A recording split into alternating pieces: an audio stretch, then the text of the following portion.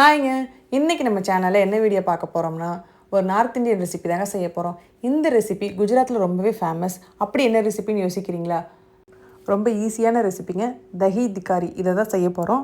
அதுக்கு ஃபஸ்ட் என்னென்ன வேணும்னு பார்த்துடலாமா? நான் 5 வெங்காயத்தை இந்த மாதிரி சின்ன சின்னதாக கட் பண்ணி வச்சுருக்கேன். அதுக்கப்புறமா தயிரை மிக்சியில் போட்டு ஒரு வாட்டி நல்லா கிரைண்ட் பண்ணி லைட்டாக கிரைண்ட் பண்ணி அந்த கட்டி எல்லாமே இருக்கிற மாதிரி எடுத்து வச்சுருக்கேன். அதுக்கப்புறமா 2 பச்சை மிளகாய் இந்த மாதிரி கட் பண்ணி வச்சுருக்கேன். கொஞ்சமாக கருவேப்பிலை, அதுக்கப்புறமா 20 பல் பூண்டு எடுத்து வச்சுருக்காங்க. இது ஃபஸ்ட் நம்ம என்ன பண்ண போகிறோம்னா, இதை மிக்ஸி ஜாரில் கொஞ்சமாக சேர்த்துக்கலாம். சேர்த்துட்டு இது கூட கொஞ்சமாக சில்லி பவுடர் சேர்த்துக்கலாம். சேர்த்துட்டு நல்லா கிரைண்ட் பண்ணி எடுத்துக்கலாம்.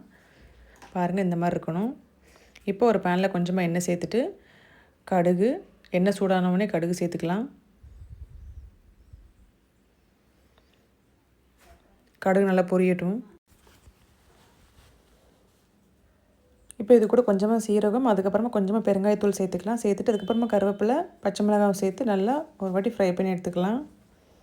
இப்போது நறுக்கி வச்சுருக்க வெங்காயத்தை இதில் சேர்த்துக்கலாம். ரொம்ப வதங்க தேவையில்லை, ஒரு 2 மினிட்ஸ் வதங்கினா போதும்.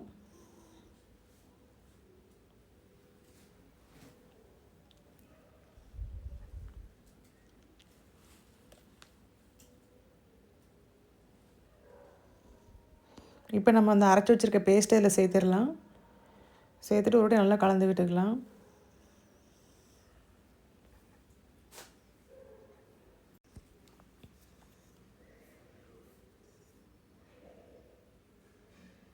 இது ஒரு நிமிஷம் நல்லா வதக்கி விட்டுக்கலாம். தேவையான அளவு உப்பும் சேர்த்துக்கோங்க. இதில் உப்பு சேர்த்துட்டு ஒரு நல்லா கலந்து விட்டுக்கோங்க. இப்போ கொஞ்சமாக மசாலா பவுடர் மட்டும் ஆட் பண்ணிக்கலாம். அது என்னென்னு பார்க்கலாமா? கொஞ்சமாக கரம் மசாலா, சீரகத்தூள், அதுக்கப்புறமா மல்லித்தூள் சேர்த்து நல்லா ஒரு வாட்டி கலந்து விட்டுக்கலாம். இது ஒரு 2 மினிட்ஸ் நல்லா குக் பண்ணால் போதும்.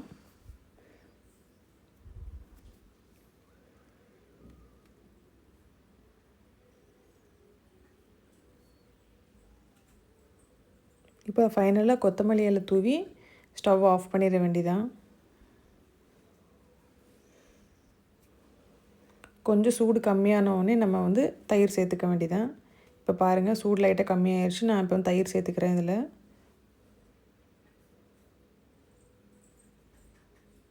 தயிர் சேர்த்து நல்லா மிக்ஸ் பண்ணி விடுங்க.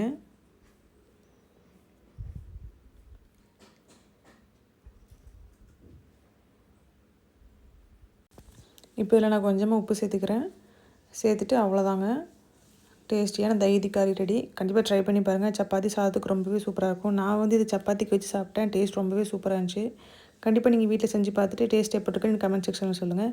என்னோடய வீடியோ இப்போ தான் ஃபஸ்ட் டைம் பார்க்குறீங்கன்னா சப்ஸ்கிரைப் பண்ணிவிட்டு பக்கத்தில் இருக்க பெல் ஐக்கானை கிளிக் பண்ண மறந்துடாதீங்க. அப்போ தான் நோட்டிஃபிகேஷன் உங்களுக்கு காட்டும். இதே மாதிரி நெக்ஸ்ட் ஒரு இன்ட்ரெஸ்டிங்கான வீடியோவில் வரேன். தேங்க்யூ, பாய்.